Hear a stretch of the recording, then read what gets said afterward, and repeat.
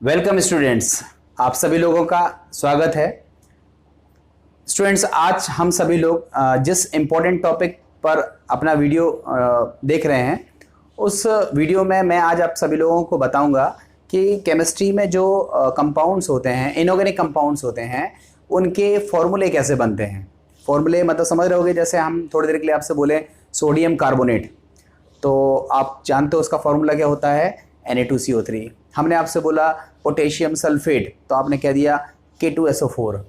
तो कुछ एक लोगों को ऐसा लगता है कि ये फॉर्मूले हम बनाते कैसे हैं, जो जैसे बिगिनर्स होते हैं या जिन बच्चों को केमिस्ट्री थोड़ी सी कठिन केवल इस वजह से लगती है कि उनको नंबर एक फॉर्मूले याद नहीं रहते हैं। बच्चे कहते हैं कि सर हमें फॉर्मूले ही याद नहीं रहते हैं, तो हम कैसे कोई चीज़ों को कर पाएंगे। तो आज मैं उन सभी बच्चों के लिए इंटरेस्ट डेवलप करने के लिए आज मैं जो एक टॉपिक पढ़ा रहा हूँ, मैं उस टॉपिक को आप सभी लोगों से रिक्वेस्ट करूंगा, वो 10th क्लास का बच्चा हो, 9th क्लास का बच्चा हो, 11th या 12th का बच्चा हो। अगर आपने ये वीडियो पूरा देख लिया तो आपको, मुझे पूरा यकीन है, जो मैं आपसे बोल रहा हूँ कि मुझे पूरा यकीन है कि आपको बहुत सारे फॉर्मूले आज बनाने आ जाएंगे। तो ये वीडियो थोड़ा सा लिटिल बिट लंबा होगा, बट मैं पूरी कोशिश करूंगा कि इस वीडियो में मैं आपको बहुत सारी चीज़ देने की कोशिश करूंगा। तो देखो, हम बिना टाइम वेस्ट किए हुए सीधे अपने टॉपिक पर आते हैं। सबसे पहले फॉर्मूला बनाने से पहले हमें थोड़ी सी चीज़ें आनी चाहिए, जो चीज़ें आपको आती भी होंगी, अगर नहीं आती है तो उसको हम फटाफट बताते हैं। सबसे पहली चीज़ है अम्ल क्या होते हैं। अम्ल क्या होते हैं, या जिसको हम बोलते हैं एसिड। एसिड्स क्या होते हैं, ठीक है। देखो, आप सभी को पता है, सुना भी होगा बचपन में, कि वे सभी पदार्थ जो स्वाद में खट्टे होते हैं। जैसे आप नींबू खाते हो, खट्टापन लगता है, इमली खाते हो, खट्टापन लगता है, टमाटर खाते हो, खट्टापन लगता है। तो वे सभी पदार्थ जो स्वाद में खट्टे हो, उन सभी में एसिड होता है, ठीक है। मतलब एसिड का मतलब हुआ कि एसिड जो है वो टेस्ट में थोड़े से खट्टे होते हैं। और ऐसा नहीं है कि हम हर एसिड को चख करके देख लें। बहुत सारे एसिड नुकसानदायक होते हैं, अगर आपकी स्किन पे गिर जाएंगे तो त्वचा जल जाएगी, बहुत ज़्यादा डैमेज हो जाएगा।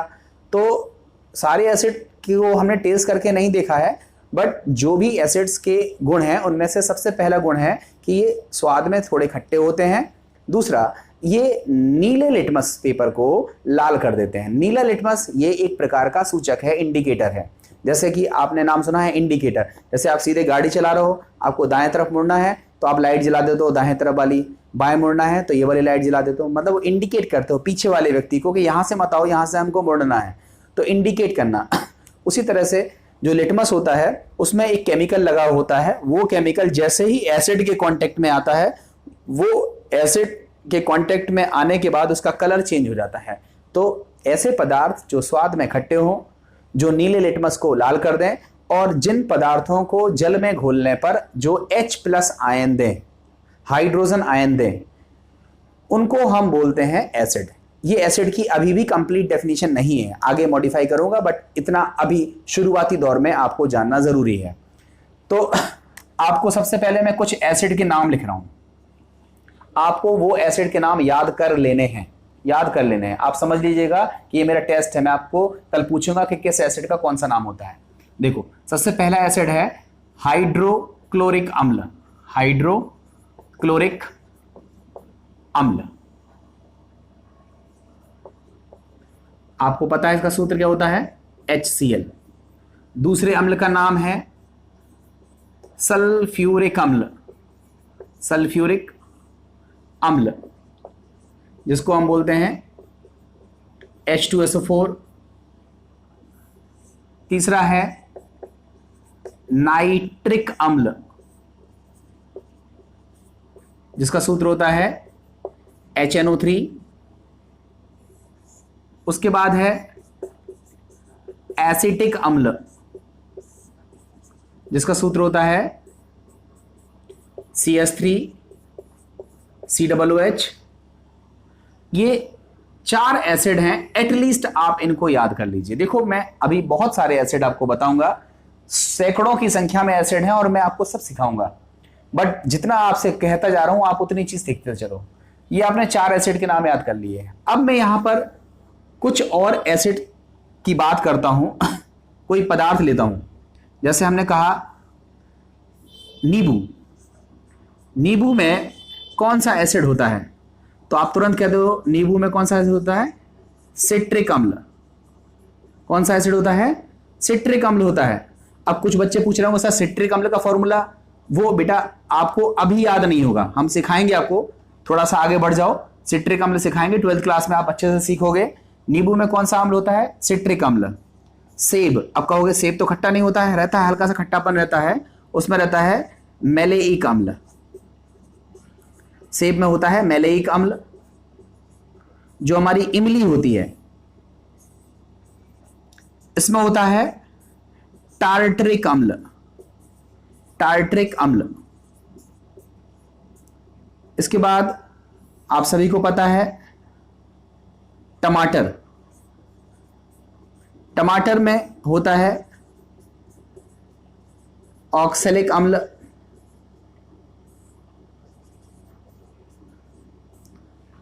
इसके बाद एक और याद कर लीजिए, दूध, दूध में होता है लैक्टिक अम्ल, लैक्टिक अम्ल। ठीक है, ये हमने कुछ पदार्थ लिखे हैं जो स्वाद में खट्टे हैं और उनमें कौन से एसिड पाए जाते हैं, ये जनरल नॉलेज का क्वेश्चन है। आपसे पूछा जाता है नींबू में कौन सा अम्ल होता है, सिट्रिक अम्ल। सेब में कौन सा अम्ल होता है, मैलेइक अम्ल। एक और लिख लीजिए यहां पे, सिरका, नाम सुना भी होगा, देखिए आपने, सिरका। सिरका में कौन सा अम्ल होता है, एसिटिक अम्ल, एसिटिक अम्ल। एक और याद कर लीजिए, लाल चींटी, लाल चींटी या फिर बिच्छू, जो बिच्छू का डंक होता है ना, उसमें कौन सा अम्ल पाया जाता है, फॉर्मिक अम्ल। इसका नाम भी याद कर लीजिए और इसका सूत्र भी याद कर लीजिएगा, हमें यहां लिख देना चाहिए था। फॉर्मिक अम्ल का जो सूत्र होता है मैं यही लिख दे रहा हूं, HCOOH। ये होता है कुछ पदार्थों में पाए जाने वाला एसिड। कोई और भी याद आएगा तो मैं उसको भी लिख दूंगा। तो ये सारे इंपॉर्टेंट क्वेश्चन है, जनरल नॉलेज के क्वेश्चन है। आपको सबसे पहले क्या चीज आनी चाहिए, अम्ल क्या होते हैं, याद रहेगा अब आपको अम्ल क्या होते हैं। तो आपने कह दिया कि वे पदार्थ जो स्वाद में खट्टे हों, वे पदार्थ जो नीले लिटमस पेपर को लाल कर दें, वे पदार्थ जो जल में घोलने पर H+ आयन देते हैं। इसका मतलब ये हुआ कि अगर HCl को हम जल में घोलेंगे तो 2 आयन मिलेंगे, एक मिलेगा H+, एक मिलेगा Cl-। तो ये H+ आयन, तो जल में घोलने पर जो पदार्थ H+ आयन दें वह पदार्थ क्या कहलाता है, अम्ल कहलाता है। तो नीले लिटमस को लाल कर दें, जल में घोलने पर H आयन दें, स्वाद में खट्टे हों, उनको हम बोलते हैं अम्ल। अगर कोई आपसे पूछ लेता है कि चलो 2-4 अम्लों के नाम बताओ, तो 2-4 अम्लों के नाम तो बता ही सकते हो, हाइड्रोक्लोरिक अम्ल, सल्फ्यूरिक अम्ल, नाइट्रिक अम्ल, एसिटिक अम्ल, फॉर्मिक अम्ल। ये एटलीस्ट 5 नाम तो और सूत्र तो आपको याद हो ही गए। इसके बाद ये जनरल नॉलेज में पूछे जाते हैं कि किस पदार्थ में कौन सा अम्ल पाया जाता है। अब यहां पर एक और चीज आपको बता दें कि जो अम्लों का राजा होता है, ध्यान से समझिएगा, अम्लों का राजा, king of acid, king of acids, जो अम्लों का राजा होता है वह कौन सा होता है, सल्फ्यूरिक अम्ल। कौन सा होता है, सल्फ्यूरिक अम्ल। और एक और नाम है, ये क्या चीज है, अम्लों का राजा, ध्यान से समझिएगा, अम्लों का राजा। और एक होता है अम्लराज, ध्यान से समझना, अम्लराज, जिसको हम बोलते हैं एक्वारेजिया। ये हिंदी नाम नहीं है, इंग्लिश वर्ड है एक्वारेजिया, मैंने हिंदी में लिख दिया है। अम्लराज या जिसको बोलते हैं एक्वारेजिया, इसमें होता है 2 चीजों का मिक्सचर, HCl 3 भाग और 1 भाग HNO3। HNO3 मतलब HCl मतलब हाइड्रोक्लोरिक अम्ल और HNO3 मतलब नाइट्रिक अम्ल। 3:1 के अनुपात में जब मिलाए जाते हैं तो जो मिक्सचर मिलता है वह कहलाता है अम्लराज या एक्वारेजिया। ध्यान से समझना है, ये एक्वारेजिया, अम्लराज इतना हार्ड रहता है कि गोल्ड जैसी धातु इसमें घुल जाती है, प्लेटिनम जैसी धातु इसमें घुल जाती है। देखो मैं समझाता हूं आपको। जैसे सपोज दैट आपके घर में आप नेकलेस पहने हुए हो, होता यह है कि नेकलेस पहने हुए हैं हम लोग और नेकलेस गंदा दिख रहा है, तो पता चला बाहर से, ऐसा होता नहीं है जनरली बता रहा हूं मैं आपको, मान लो बाहर से कोई आया कि नेकलेस साफ करवा लीजिए, तो वो क्या करते हैं नेकलेस उठा के दे देंगे और वो एक केमिकल में उस नेकलेस को डालेंगे और जब बाहर निकालेंगे तो चमचमाता नेकलेस निकलेगा। कहेंगे लीजिए मैडम आपका नेकलेस साफ हो गया। आपने नेकलेस लिया और पहन लिया, बड़े खुश हो गए, अरे नेकलेस साफ हो गया। आपने पूछा भैया कितना रुपए, उसने कहा रुपए नहीं चाहिए। तो रुपए नहीं चाहिए, आपको थोड़ा डाउट हुआ, रुपए नहीं चाहिए, क्यों नहीं चाहिए? तो आपने वो नेकलेस जो घोला था, जिस लिक्विड में उसने घुमाया था, वो लिक्विड कुछ और नहीं था, वो लिक्विड क्या था? Aqua regia. और एक्वा रेजिया में वो जो गोल्ड था, नेकलेस का जो थोड़ा बहुत गोल्ड था, वो उसमें घुल गया और अब वो जाएगा और उस गोल्ड को एक्वा रेजिया से बाहर निकालेगा। कैसे निकालेगा वो हम आपको 12th क्लास में सिखाएंगे। तो इस तरह से हमने देखा कि गोल्ड हमने बाहर निकाल लिया। तो आप बताओ गोल्ड की कीमत तो ज्यादा है, आप उसको धुलवाई कितनी देते हैं? 1 या 2 रुपए। तो इस तरह से आपको नाम याद हो जाना चाहिए, अम्लराज मतलब जिसमें गोल्ड भी घुल जाए, जिसमें प्लेटिनम भी घुल जाए। देखो गोल्ड प्लेटिनम किसी भी एसिड से रिएक्शन नहीं करता है, किसी भी एसिड से। हाँ, अम्लराज से वो रिएक्शन भी करता है और उसमें घुल भी जाता है। तो अम्लराज क्या है? 3 भाग HCl और 1 भाग HNO3 का जो मिक्सचर होता है वह अम्लराज कहलाता है। अम्लों का राजा क्या कहलाता है? H2SO4। सबसे ज्यादा कोरोसिव कौन सा होता है? सबसे ज्यादा खतरनाक कौन सा एसिड होता है? H2SO4। वैसे सभी खतरनाक हैं, बट ये सारे एसिड आपके खतरनाक एसिड्स होते हैं और ये क्वेश्चन जनरल नॉलेज के क्वेश्चन है। तो आपको इतनी चीज समझ में आ गई होगी कि अम्ल क्या होते हैं। क्लियर है? अब हम बात कर लेते हैं क्षार क्या होते हैं। देखो बच्चों, अब हम लोगों को सीखना है क्षार क्या होते हैं। देखो सबसे पहले समझिएगा, क्षार को हम भस्म कहते हैं या जिसको हम बेस कहते हैं। तो ये क्या चीज होती है? ये अम्ल के अपोजिट है। मतलब अम्ल क्या कर रहा था? नीले लिटमस को लाल कर रहा था, ये उसका उल्टा प्रोसेस करेंगे। ये लाल लिटमस को कैसा कर देंगे? नीला कर देंगे। और ये कड़वे होते हैं, टेस्ट में कैसे होते हैं? कड़वे होते हैं, बिटर टेस्ट में होते हैं। और ये लाल लिटमस को क्या करते हैं? नीला करते हैं और जल में घोलने पर OH- आयन देते हैं, हाइड्रोक्साइड आयन देते हैं। तो जिनमें भी OH आयन देने वाले पदार्थ दिखाई दें, लगभग वो सभी क्षार की कैटेगरी में आ जाएंगे। देखो हम यहाँ पर क्षार के कुछ उदाहरण लिख रहे हैं, उसको याद कर लीजिएगा आप। सबसे पहले हम नाम लिख रहे हैं NaOH। ये देखो आपको पढ़ना है डिटेल में। इसका नाम होता है सोडियम हाइड्रोक्साइड। इसका नाम है सोडियम हाइड्रोक्साइड, जिसको हम बोलते हैं कास्टिक सोडा। याद रखिएगा, इसको बोलते हैं कास्टिक सोडा। दूसरा है KOH, इसको हम बोलते हैं पोटेशियम हाइड्रोक्साइड।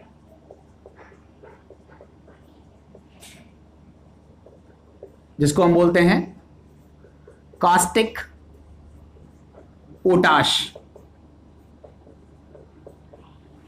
इसके बाद और भी हैं, मगर हम मुख्य रूप से लिख रहे हैं MgOH का होल ट्वाइस, जिसको बोलते हैं मैग्नीशियम हाइड्रोक्साइड, जिसको हम बोलते हैं milk of magnesia, milk of magnesia. ठीक है। उसके बाद कैल्शियम हाइड्रोक्साइड, इसका नाम है कैल्शियम हाइड्रोक्साइड। इसको हम कहते हैं बुझा हुआ चूना, बुझा हुआ चूना। देखो एक होता है खड़ा चूना या बिना बुझा हुआ चूना। बिना बुझे हुए चूने का सूत्र क्या होता है? CaO। इसको बोलते हैं बिना बुझा चूना। जब हम इसमें जल मिला देते हैं तो ये जल के साथ रिएक्शन करके क्या बना लेता है? Calcium hydroxide. तो ये सभी क्या हैं? क्षार हैं, बेस है। तो आपने क्या देखा कि क्षार क्या होते हैं? जिनमें OH- आयन निकलता है, जो जल में घोलने पर हाइड्रोक्साइड आयन देते हैं। कौन सा आयन देते हैं? Hydroxide ion. हाइड्रोक्साइड आयन देते हैं। हाइड्रोक्साइड आयन का मतलब हुआ OH माइनस आयन देते हैं, उसको हम बोलते हैं क्षार। और जो H आयन देते हैं, हाइड्रोजन आयन देते हैं, उसको हम बोलते हैं अम्ल। अम्ल क्या करते हैं? नीले लिटमस को लाल ये क्या क्षार क्या करते हैं? ये लाल लिटमस को क्या कर देते हैं? नीला कर देते हैं। अम्ल का पीएच मान कितना होता है? 7 से कम। और क्षार का पीएच मान क्या होता है? 7 से ज्यादा। अम्ल के कितने सारे उदाहरण आपने पढ़े? इसी तरह से क्षार के भी 2-4 उदाहरण आपको याद होने चाहिए। सोडियम हाइड्रोक्साइड NaOH होता है, जिसको हम कास्टिक सोडा कहते हैं। पोटेशियम हाइड्रोक्साइड KOH होता है, जिसको हम कास्टिक पोटाश कहते हैं। Magnesium hydroxide milk of magnesia के नाम से भी जाना जाता है, जिसको हम मैग्नीशियम हाइड्रोक्साइड कहते हैं। और बुझा हुआ चूना, जिसको हम कैल्शियम हाइड्रोक्साइड कहते हैं, इसका सूत्र क्या होता है? CaOH का होल ट्वाइस। इसी के पैरेलल में हमने एक चीज और भी सीख ली, जो कैल्शियम ऑक्साइड होता है उसे हम बिना बुझा हुआ चूना कहते हैं। इतनी चीज क्लियर हो गई? तो आपको थोड़े से अम्ल के नाम भी याद हो गए, थोड़े से क्षार के नाम भी याद हो गए। अब आप कहोगे सर हम कितने नाम याद करें? बेटा देखो, धीमे धीमे आपको सारी चीजें याद हो जाएंगी। अब आप थोड़ा सा देखोगे तो आपके पास कम से कम 10-15 फॉर्मूले हो गए होंगे, जिन फॉर्मूलों को आपको याद होना चाहिए। तो आपकी कॉपी में इतनी चीजें नोट डाउन हो जानी चाहिए कि अम्ल क्या है, क्षार क्या है। जो मैंने भाषा बोली है उसको भी लिख लीजिएगा और साथ में ये उदाहरण भी लिख लीजिएगा।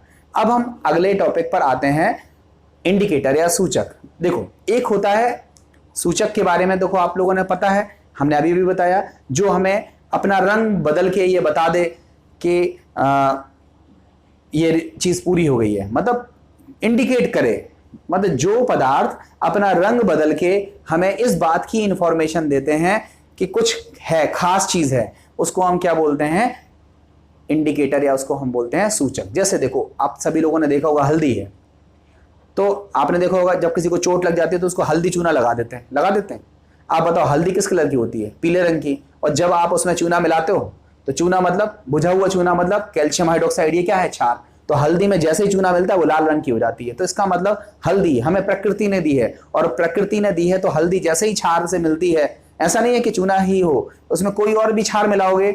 जैसे साबुन है, तो साबुन में उच्च वसीय अम्लों के सोडियम लवण होते हैं, जिनकी हाइड्रोलिसिस से NaOH मिलता है, और वो NaOH जब हल्दी के कांटेक्ट में आता है तो वो कैसा हो जाता है? लाल हो जाता है। तो यहाँ पर हम देख रहे हैं कि जैसे हल्दी है तो ये प्रकृति ने हमें दी है, और हमें ये लाल रंग का होकर के ये बताती है कि हल्दी की रिएक्शन किससे हो गई? क्षार से हो गई।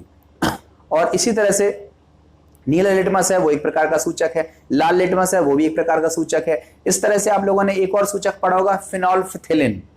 नाम सुना होगा 10th क्लास में, डिटेल पढ़ना है 11th क्लास में, सिखाएंगे हम आपको फिनोल्फिथिलीन क्या चीज होती है। ये भी एक प्रकार का सूचक है, और ये भी अम्लीय माध्यम में और क्षारीय माध्यम में अलग अलग रंग को दर्शाता है, और ये भी सूचना देता है कि कौन सा माध्यम अम्लीय है, कौन सा माध्यम क्षारीय है। इसके बाद एक मेथिल ऑरेंज, ये भी हम आपको 11th क्लास में डिटेल में डिस्कस करेंगे। ये भी एक प्रकार का सूचक है, जिससे हमें पता चलता है कि कौन अम्लीय है, कौन क्षारीय है। उदासीन विलयन की पीएच कितनी होती है? 7। उदासीन विलयन की पीएच कितनी होती है? 7। अब आपसे देखो, जनरल नॉलेज में क्वेश्चन पूछा जाता है कि वर्षा जल की पीएच कितनी होती है। अब आप बताओ, वर्षा जल, खुद से सोचो, वर्षा का जल तो उदासीन है, आप कह देते हो 7, नहीं। वर्षा का जल ऊपर से निकल आता है तो उसमें थोड़ी कार्बन डाइऑक्साइड घुल जाती है, थोड़ी सी सल्फर डाइऑक्साइड घुल जाती है। इसकी वजह से वर्षा का जल थोड़ा सा अम्लीय हो जाता है, और वर्षा के जल की पीएच 7 से क्या होती है? कम होती है। समझ में आया ना? आपसे कहते हैं शुद्ध जल की पीएच कितनी होती है? 7 होती है। वर्षा जल की पीएच कितनी होती है? 7 से कम होती है। ब्लड की पीएच कितनी होती है? ब्लड मतलब खून की पीएच क्या होती है? तो आप ब्लड को हल्का सा टेस्ट करोगे, ऐसा कहीं खून पीने के लिए नहीं कह रहे हैं, मतलब कभी कभी होता है ना, कट जाता है तो आप मुंह में लगा लेते हो, तो आप देखो तो थोड़ा सा खारा खारापन सा लगता है, मतलब जो हमारा ब्लड है वो थोड़ा सा क्षारीय सा होता है, इसलिए उसकी पीएच मान कितनी होती है? 7 से ज्यादा होती है, 7.4 के आसपास होती है। जो हमारी लार है, ठीक है, लार में होता है टाइलिन एंजाइम होता है, मतलब लार थोड़ी सी अम्लीय प्रवृत्ति की होती है, और इसका पीएच मान कितना होता है? 6.5 होता है। हमारे अंदर आमाशय में जठर रस निकलता है, जठर रस मतलब HCl, हाइड्रोक्लोरिक अम्ल। जठर रस में कौन सा अम्ल होता है? हाइड्रोक्लोरिक अम्ल, और हाइड्रोक्लोरिक अम्ल की पीएच अंदर 2 और 3 के बीच में रहती है। तो यूरिन है हमारा, उसका पीएच क्षारीय होता है, मतलब उसकी पीएच 7 से ज्यादा होती है। तो इस तरह से कुछ ऐसे कंपाउंड हैं जिनको पीएच देख करके हम बता पाते हैं कि ये अम्लीय प्रवृत्ति के हैं या ये क्षारीय प्रवृत्ति के हैं। तो आपने अम्ल सीखा और क्षार सीखा। अब हम बात कर लेते हैं लवण क्या होते हैं। तब हम उसके बाद फॉर्मूला कैसे बनता है तब सिखा पाएंगे। तो हम अब आपको सिखाते हैं लवण या सॉल्ट क्या होते हैं, देखते हैं।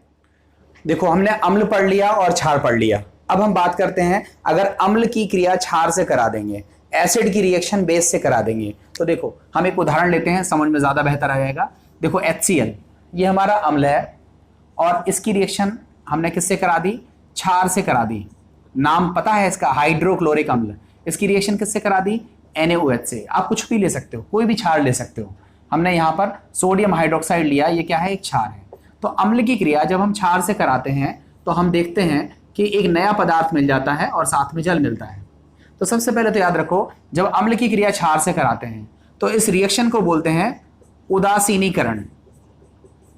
इसको बोलते हैं उदासीनीकरण, न्यूट्रलाइजेशन। ठीक है, न्यूट्रल हो रहा है, अम्ल की रिएक्शन क्षार से हो रही है तो न्यूट्रलाइजेशन हो रहा है, उदासीनीकरण की प्रक्रिया हो रही है। रिएक्शन का नाम क्या है, उदासीनीकरण। और उदासीनीकरण की प्रक्रिया में एक तो मिलता है जल और दूसरा जो भी भाग मिलता है उसको क्या कहते हैं, लवण। ध्यान से समझिएगा। तो लवण क्या है, तो आप बोलोगे अम्ल की क्रिया क्षार से करा दो तो जो बनेगा उसको क्या बोलते हैं, लवण। जैसे हमने HCl की क्रिया NaOH से कराई, आप कहते हो कि नहीं हम HCl की क्रिया तो मैग्नीशियम हाइड्रोक्साइड से कराएंगे।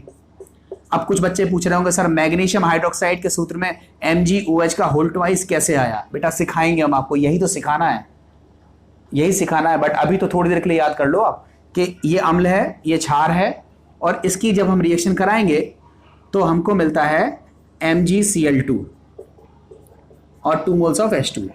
अब कुछ बच्चे कह रहे होंगे सर बैलेंस कैसे करते हैं, सब सिखाएंगे। थोड़ी थोड़ी चीजें याद करो बेटा। शुरुआत में आपने बच्चों जब छोटे थे तब ये नहीं पूछा था कि ये A क्यों है, आपको सिखाया गया था ना कि ये A है, ये B है, ये C है। जब आपको ABC आ गया, आपने मान लिया कि हाँ ये A है, ये B है, ये C है, तब आपको इंग्लिश की बुक पढ़नी समझ में आई ना। उसी तरह से ये केमिस्ट्री है, यहाँ पर थोड़ी सी चीजों में आप थोड़ा तो मानिए, थोड़ा तो याद करिए। मैं सिखाऊंगा आपको सब चीज, इसका भी कारण दूंगा और इसका भी कारण दूंगा और इसका भी कारण दूंगा। मगर शुरुआत में ही कारण में उलझ जाऊंगा तो फिर मैं आपको सिखा कुछ नहीं पाऊंगा, केवल कारणों में उलझा रहूंगा। इसलिए बेहतर केवल इसी चीज की है कि आप थोड़ा सा सीखिए। यहाँ अम्ल है, ये क्षार है और उससे ये जो पदार्थ मिला ये क्या है, लवण है। अब थोड़ी देर के लिए सोचो, एक नया पदार्थ लिया H2SO4, उसकी रिएक्शन हमने करा दी थोड़ी देर के लिए, मान लो NaOH से। तो हमने देखा कि एक नया पदार्थ बन गया, उसका नाम क्या था, Na2SO4 और साथ में क्या मिल गया, जल।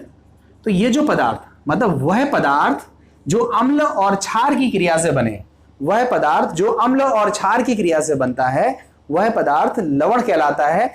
और इस प्रक्रिया को, अम्ल और क्षार से होने वाली जो रिएक्शन है, उस रिएक्शन को हम बोलते हैं उदासीनीकरण की प्रक्रिया।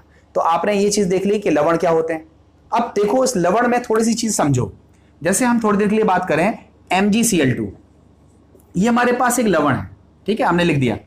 अब बताओ इस लवण में दो हिस्से दिख रहे हैं, एक हिस्सा है मैग्नीशियम और दूसरा हिस्सा है Cl। आप बताओ ये मैग्नीशियम वाला हिस्सा कहां से प्राप्त हुआ, तो आप बोलोगे मैग्नीशियम तो आया किससे, MgOH के होल ट्वाइस से। हमने बोला ये Cl कहां से आया, आपने तुरंत कह दिया Cl तो आया HCl से। तो इसका मतलब मैग्नीशियम की प्राप्ति, Mg की प्राप्ति किससे हुई, मैग्नीशियम हाइड्रोक्साइड से हुई। मैग्नीशियम हाइड्रोक्साइड क्या था, क्षार था, इसलिए हम Mg को बोलते हैं क्षारीय मूलक। क्षारीय मूलक जिसको हम बोलते हैं बेसिक रेडिकल या भास्मिक मूलक। बेसिक मींस क्षारीय, तो क्षारीय मूलक। तो MgCl2 में जो Mg वाला भाग है, अभी मैं बताता हूं डिटेल में, Mg वाला भाग है वो क्षार से आया है, इसलिए उसको बोलते हैं क्षारीय मूलक। और जो Cl वाला भाग है वो अम्ल से आया है, इसलिए जो Cl को बोलते हैं हम लोग क्या बोलते हैं, अम्लीय मूलक। ध्यान से समझिएगा, इसको बोलते हैं अम्लीय मूलक, एसिडिक रेडिकल, अम्लीय मूलक। अब ये जो Mg है ये बेसिकली किस रूप में है, Mg2+ के रूप में। आप कहोगे 2+ कहां से आया, कैसे आया, सिखा रहे हैं। आप समझ लेना, MgCl2 में Mg के ऊपर 2+ है और Cl के ऊपर एक माइनस है।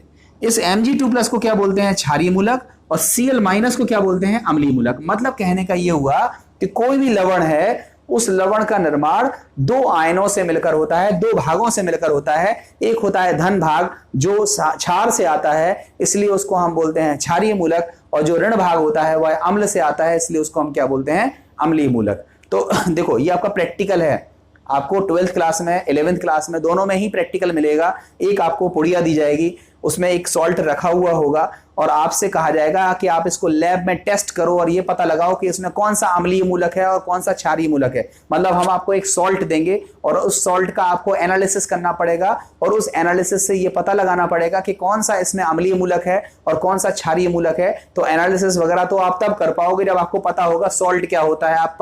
आपको उद्देश्य दिया गया कि दिए गए सॉल्ट का परीक्षण कर अम्लीय और क्षारीय मूलक निकालो। अब लोगों को पता ही नहीं रहता है अम्लीय मूलक क्या है और क्षारीय मूलक क्या है, तो फिर ऐसे बच्चे थोड़ी ना कर पाएंगे। तो आपने क्या चीज सीख ली कि अम्ल क्या है, क्षार क्या है। अगर अम्ल की क्रिया क्षार से करा दें, एसिड की रिएक्शन बेस से करा दें, तो जो हमारा रिजल्ट मिलेगा उसको हम क्या बोलेंगे, लवण बोलेंगे, उसको हम बोलेंगे सॉल्ट बोलेंगे। और जो सॉल्ट होता है वह दो भागों से मिलकर बना होता है। धन भाग जो क्षार से आता है उसको बोलते हैं क्षारीय मूलक, और जो भाग ऋण होता है वह अम्ल से आता है उसको हम क्या बोलते हैं, अम्लीय मूलक। तो अब हम बात करेंगे अम्लीय मूलक कौन से हैं, क्षारीय मूलक कौन से हैं, और अम्लीय और क्षारीय मूलक को जब हम जोड़ेंगे तब जाकर के बनेगा सूत्र। और वो सूत्र कैसे बनता है वो अब हम इसके बाद वाले वीडियो में सीखेंगे। तो इतनी चीजें आपको अपनी कॉपी पे लिखनी है। अम्ल क्या है, क्षार क्या है, लवण क्या है, ये सारी चीजें बेसिकली 10th क्लास में आपने पढ़ी होंगी, मगर बिना इनको पढ़े हुए आप लोगों को फॉर्मूले बनाने नहीं आएंगे। तो आप अपनी 10th की किताब उठा करके देख लीजिएगा, तो आपको ये सारी चीजें बेहतर तरीके से मिल जाएंगी। और जिन भी बच्चों ने आज पहली बार ये चीज सीखी है उन सभी बच्चों से रिक्वेस्ट है कि वो एक बार जरूर इसको लिख लें, याद कर लें, प्रैक्टिस कर लें, क्योंकि ये केमिस्ट्री का बेस है। अगर आपका बेस ही तैयार नहीं है तो फिर हम खूब पढ़ाते रहें कुछ भी, तो ऐसे में आपको कुछ नहीं आएगा। थोड़ा सा बेसिक चीजें हैं, मैं समझ रहा हूँ बहुत सारे बच्चे हैं जिनको केमिस्ट्री अच्छी तो लग रही है मगर उनका बेस हिला हुआ है, उनको कुछ नहीं आता जाता है। तो ऐसी स्थिति में वो अपने आप को असहज महसूस करते हैं। तो आप मेरे शुरुआत के मैं 5-6 वीडियो बना रहा हूं अभी छोटे छोटे बेसिक के, वो सभी वीडियो आप देखेंगे तो आपको सारी चीजें खुद ब खुद क्लियर हो जाएंगी। उम्मीद है आपको ये वीडियो पसंद आया होगा। अपने दोस्तों तक इसको जरूर भेजिएगा और पूरा वीडियो देखा करिए, क्योंकि देखो स्पीड में देखने से या भगा भगा के वो बच्चे देख सकते हैं जिनको आता है, जिनको आता जाता कुछ नहीं है ना, उन बच्चों को डेडिकेशन के साथ बैठ करके देखना है, कॉपी पेन लेकर के लिखना है, तब जाकर के आपको ये चीजें बेहतर तरीके से समझ में आएंगी। उम्मीद है वीडियो पसंद आया होगा। Thank you very much.